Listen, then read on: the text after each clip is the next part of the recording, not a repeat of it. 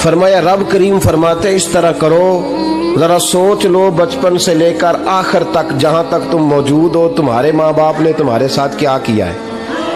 अगर उससे बढ़ा के करोगे तो इसका मतलब है तुमने एहसान किया है। माँ बाप जो होते हैं ना, ठंडी छांव, मीठी जिंदगी। माँ अनपढ़ भी हो ना तो कम से कम यूनिवर्सिटी होती है।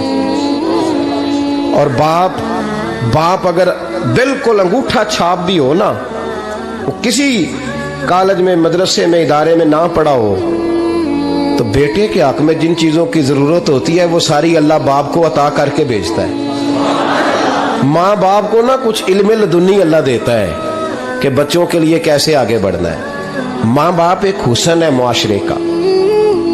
रब तबारक व तआला की देखे ना, अल्लाह अकबर, दुनिया में किसी की मोहब्बत जांचनी हो ना तो मोहब्बत की तमसील दी जाती है। वतिलकल अमसालु नदरिबुहा लिन्नास, अल्लाह लोगों के समझने के लिए मिसालें बयान फरमाता है।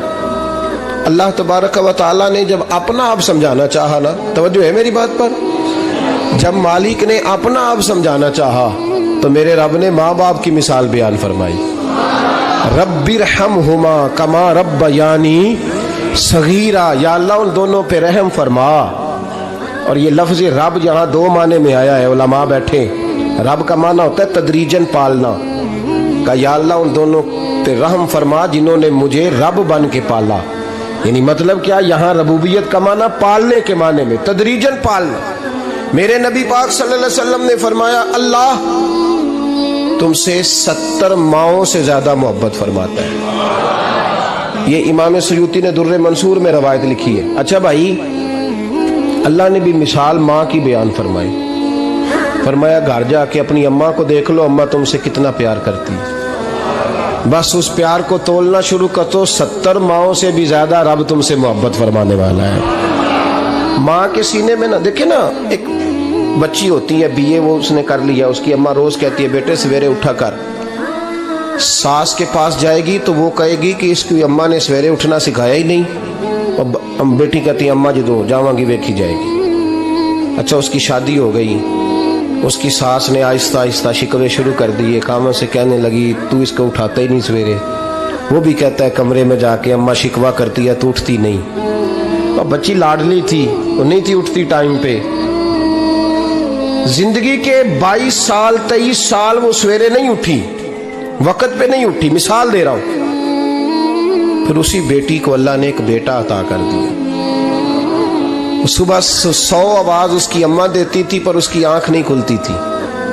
लेकिन उसी बेटी का बेटा शहरी के वक़्त हल्का सा रोता है, सारी दुनिया सोई है पर अम्मा उसकी फटाफट जागती है, फटाफट जागती है। एक आदमी था तो उसकी बीवी इंतकाल कर गई है, उसने तलाक दे दी। 10-11 साल का उसका बेटा था, उसने दूसरी शादी कर ली। एक दिन अपने बेटे से कहने लगा बेटे वो सगी अम्मा ठीक थी या ये वाली ठीक है।